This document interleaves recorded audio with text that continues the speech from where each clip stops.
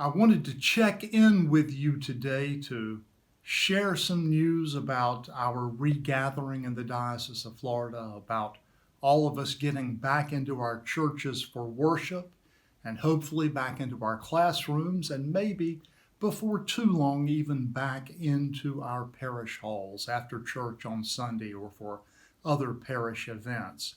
I continue to admire so much the good job that all of our parishes, all of our clergy and lay leaders have done in this diocese, how we have responded to the dictates of the governor and of the CDC, how we're being careful and cautious in terms of regathering.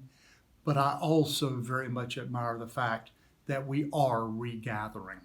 A good number, most of our churches are worshiping in person again, and I'm very proud of that fact, and I want to encourage it. In the last few weeks, my schedule has changed to many more in-person meetings. I was in church on Sunday for confirmations for the first time in several months. I've been to a number of worship services, but this Sunday was the first time I've laid hands on confirmands. We're going to be having other events in the diocese in person. There will be more human contact, and that's a good thing as long as we're careful and cautious. Our diocesan office staff is back at work now, full-time in our offices at 325 Market Street. I've been in meetings there, and we'll have more this week.